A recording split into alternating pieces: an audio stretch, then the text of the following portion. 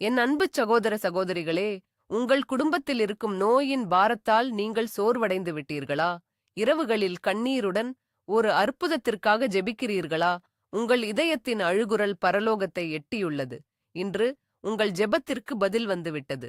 பரலோகத்தின் அவசரச் செய்தி எண் 333 தேவனுடைய குணப்படுத்தும் தூதனான பிரதான தூதர் ரபேல் தாமே உங்களிடம் இறங்கி வருகிறார்.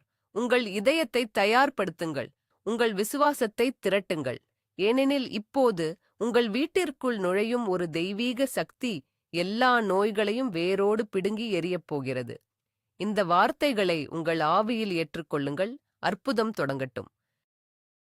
சர்வ வல்லமையுள்ள பிதாவின் பெயராலும் அவருடைய குமாரனாகிய இயேசு கிறிஸ்துவின் இரத்தத்தினாலும் பரிசுத்த ஆவியின் வல்லமையினாலும் நான் இப்போது பரலோகத்தின் சேனைகளை அழைக்கிறேன்.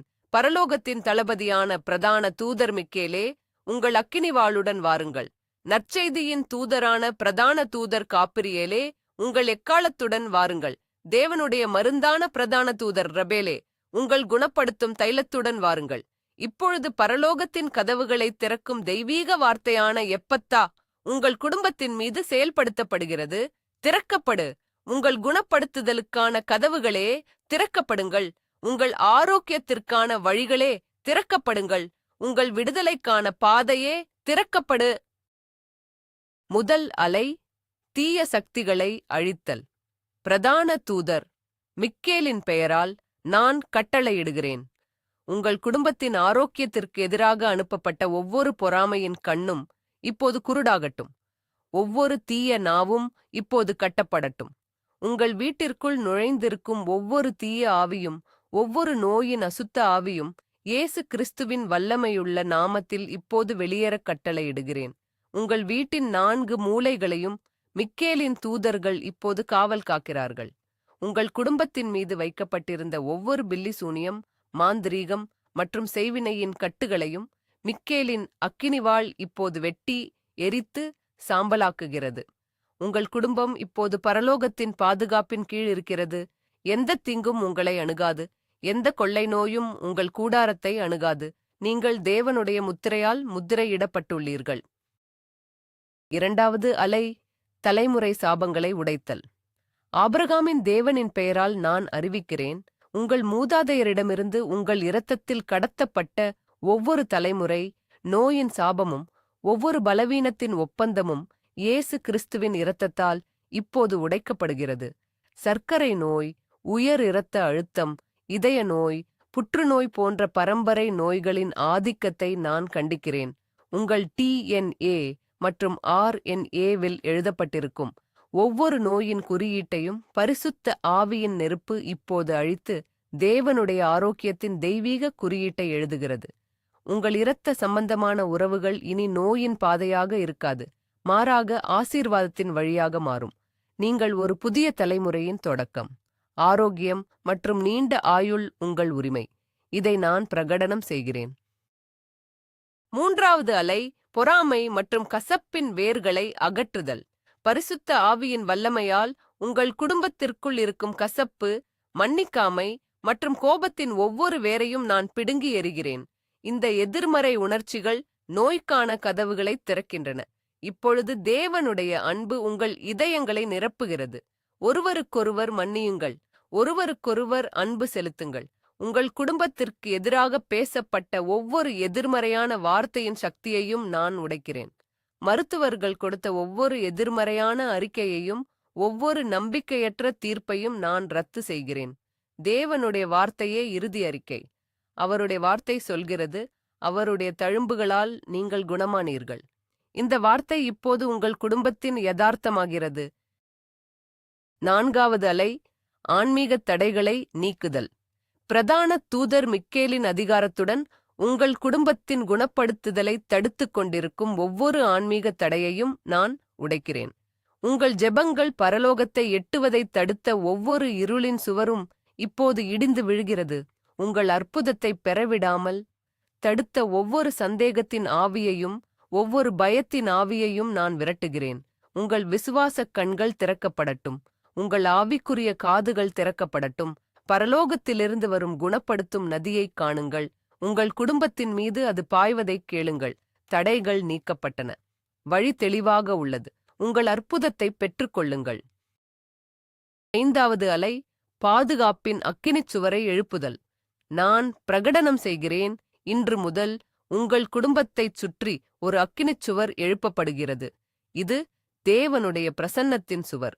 எந்த நோயும், எந்த பலவீனமும், எந்த தீய சக்தியும் இந்தச் சுவரை கடக்க முடியாது. தூதர்கள் உங்கள் வீட்டின் வாசலில் காவல் நிற்கிறார்கள். ஆட்டுக்குட்டியின் இரத்தம் உங்கள் வீட்டின் மேல் தெளிக்கப்பட்டுள்ளது. மரணத்தின் தூதன் உங்களை கடந்து செல்வான். கொள்ளை நோய் உங்களைத் தொடாது. உங்கள் குடும்பம் தேவனுடைய கோட்டையாகும். நீங்கள் பாதுகாப்பாக இருக்கிறீர்கள். நீங்கள் பாதுகாக்கப்பட்டுள்ளீர்கள். இது பரலோகத்தில் நிறுவப்பட்டுள்ளது. 6வது அலை, நிதி நெருக்கடிகளை உடைத்தல். பிரதான தூதர் காபிரியேலின் நற்செய்தியின் அதிகாரத்துடன் நோயை உருவாக்கும் ஒவ்வொரு நிதி நெருக்கடியின் கட்டுகளையும் நான் உடைக்கிறேன். மருத்துவக் கட்டணங்களால் ஏற்பட்ட கடன், வருமான இழப்பால் ஏற்பட்ட கவலை ஆகியவை இயேசுவின் நாமத்தில் இப்போது நீங்கட்டும். எப்பத்தா, உங்கள் நிதி ஆதாரங்கள் திறக்கப்படட்டும். எதிர்பாராத இடங்களிலிருந்து பணம் வருவதற்கான வழிகள் திறக்கப்படட்டும். உங்கள் வங்கிக் கணக்குகள் திறக்கப்படட்டும். கடன்களை அடைப்பதற்கான கதவுகள் திறக்கப்படட்டும். வறுமையின் ஆவி உங்கள் குடும்பத்தை விட்டு வெளியேறு. செழிப்பின் ஆவி இப்போது உள்ளே வா. உங்கள் நிதி சுகம் உங்கள் சரீர சுகத்தோடு இணைக்கப்பட்டுள்ளது. இரண்டையும் இப்போது பெற்றுக்கொள்ளுங்கள். 7வது அலை, செழிப்பின் கதவுகளைத் திறத்தல். நான் கட்டளையிடுகிறேன், உங்கள் குடும்பத்தின் மீது செழிப்பின் வான மதகுகள் இப்போது திறக்கப்படட்டும். தானியேலுக்கு ஞானத்தைக் கொடுத்த தேவன் உங்கள் வியாபாரத்திலும் வேலையிலும் தெய்வீக யோசனைகளைக் கொடுக்கட்டும். சாலமோனுக்கு செல்வத்தைக் கொடுத்த தேவன் உங்கள் கைகளின் கிரியைகளை ஆசீர்வதிக்கட்டும்.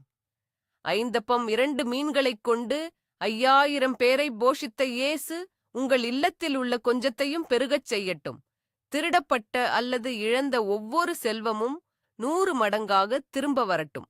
உங்களுக்கு வரவேண்டிய ஒவ்வொரு நன்மையும், தாமதமான ஒவ்வொரு பதவி உயர்வும், தடுத்து வைக்கப்பட்ட ஒவ்வொரு சொத்தும் இப்போது விடுவிக்கப்படட்டும்.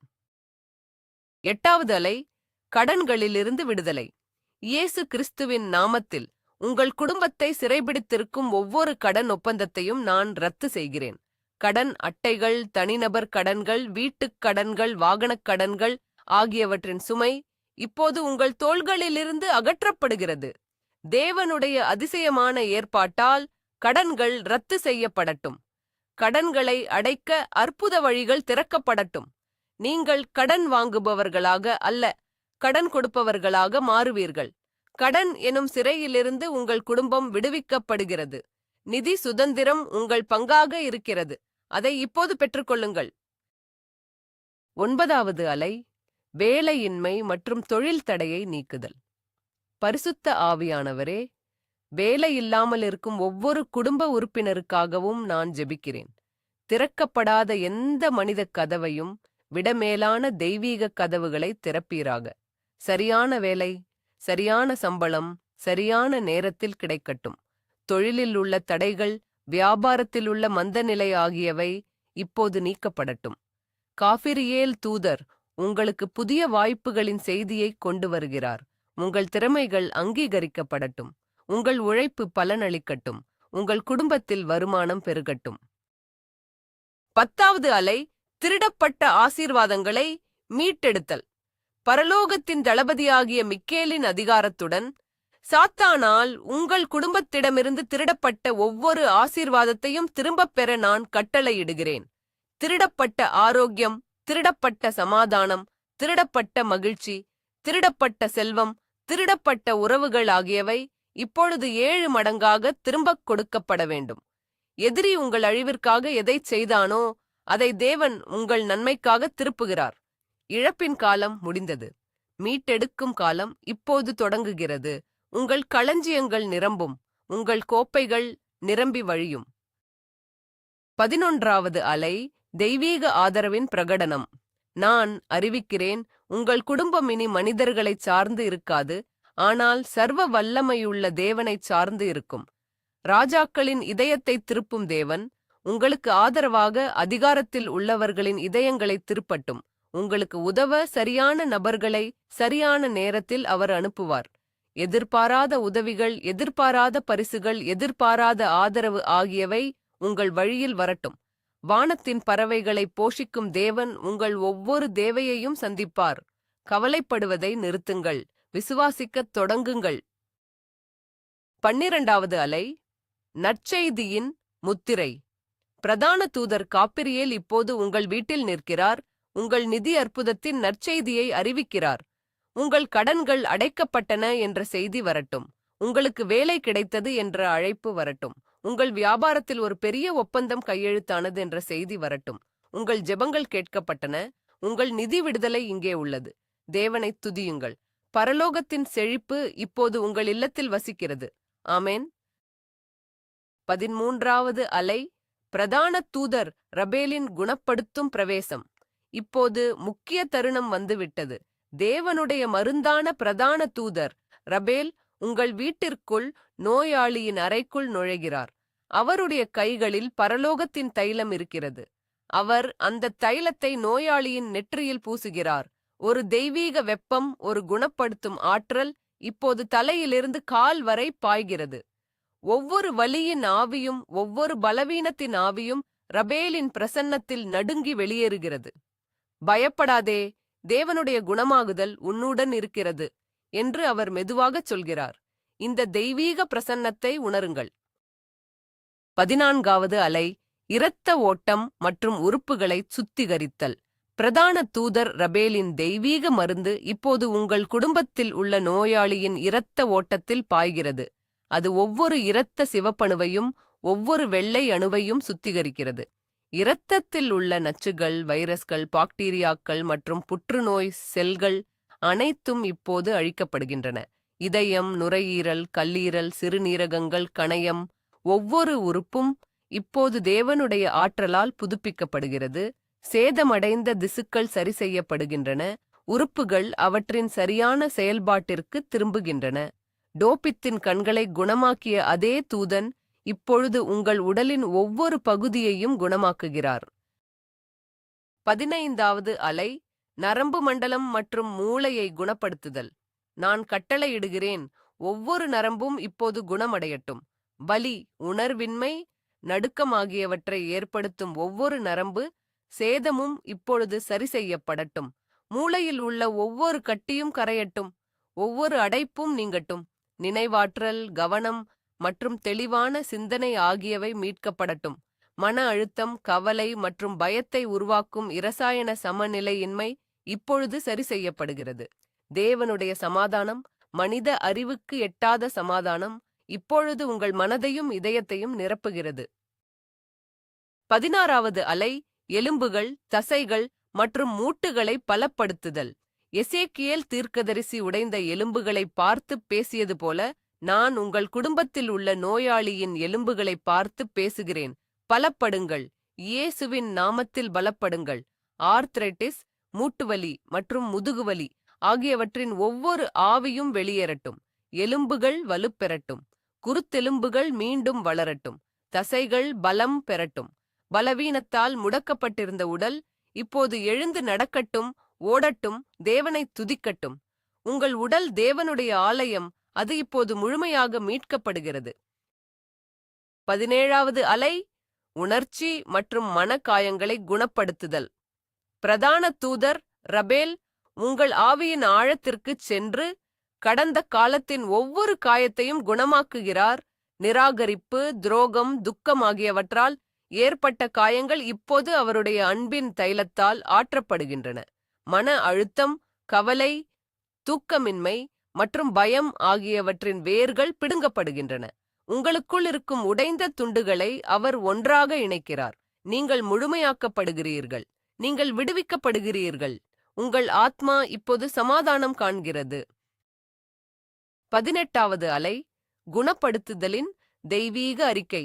பரலோகத்தின் பெயரால் நான் இப்போது உங்கள் குடும்பத்தில் உள்ள நோயாளிக்கு ஒரு புதிய சுகாதார அறிக்கையை வெளியிடுகிறேன். மருத்துவர்களின் அறிக்கை ரத்து செய்யப்பட்டது. தேவனுடைய அறிக்கை வெளியிடப்பட்டது. அறிக்கை கூறுகிறது, முற்றிலும் குணம். அறிக்கை கூறுகிறது, நோய் இல்லை. அறிக்கை கூறுகிறது, முழுமையாக மீட்கப்பட்டது. இந்த புதிய அறிக்கையை விசுவாசத்தால் பெற்றுக்கொள்ளுங்கள்.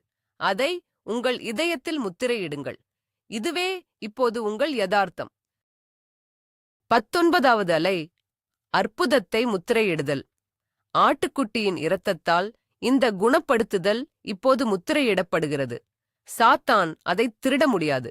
மனிதர்களின் சந்தேகம் அதை ரத்து செய்ய முடியாது. காலம் அதை மாற்ற முடியாது. இது பரலோகத்தில் செய்யப்பட்டது, பூமியிலும் செய்யப்பட்டது. உங்கள் குடும்பத்தின் குணப்படுத்துதல் நிரந்தரமானது. ஒவ்வொரு நாளும் நீங்கள் பலனடைவீர்கள். ஒவ்வொரு காலையும் நீங்கள் புதுப்பிக்கப்பட்ட ஆரோக்கியத்துடன் எழுவீர்கள். உங்கள் சாட்சியம் பலருக்கு நம்பிக்கையை கொடுக்கும். 20வது அலை, வெற்றி மற்றும் நன்றியறிதலின் பிரகடனம். எல்லாம் முடிந்தது. போர் முடிந்தது. வெற்றி பெறப்பட்டது. நோய் தோற்கடிக்கப்பட்டது. இயேசு வெற்றி பெற்றார். பிரதான தூதர்கள் தங்கள் பணியை முடித்துவிட்டார்கள். இப்போது உங்கள் கைகளை உயர்த்தி தேவனுக்கு நன்றி செலுத்துங்கள். உங்கள் அற்புதத்திற்காக அவரை துதியுங்கள். உங்கள் விடுதலையை அறிவியுங்கள். உங்கள் வீட்டில் துக்கத்திற்கு பதிலாக மகிழ்ச்சி ஒலிக்கட்டும். கண்ணீருக்கு பதிலாக சிரிப்பு கேட்கட்டும். வியாதிக்கு பதிலாக ஆரோக்கியம் ஆளட்டும். உங்கள் குடும்பம் தேவனுடைய அற்புதத்தின் ஜீவனுள்ள சாட்சியாக இருக்கிறது. பரலோகத்தின் அதிகாரத்தால் இந்த ஜெபம் இப்போது முத்திரையிடப்பட்டுள்ளது. உங்கள் குடும்பத்தில் உள்ள நோய் தோற்கடிக்கப்பட்டுவிட்டது. பிரதான தூதர் ரபேலின் குணப்படுத்தும் சக்தி உங்கள் வீட்டை நிரப்பியுள்ளது. இந்த மாற்றத்தை உங்கள் ஆவியில் உணருங்கள்.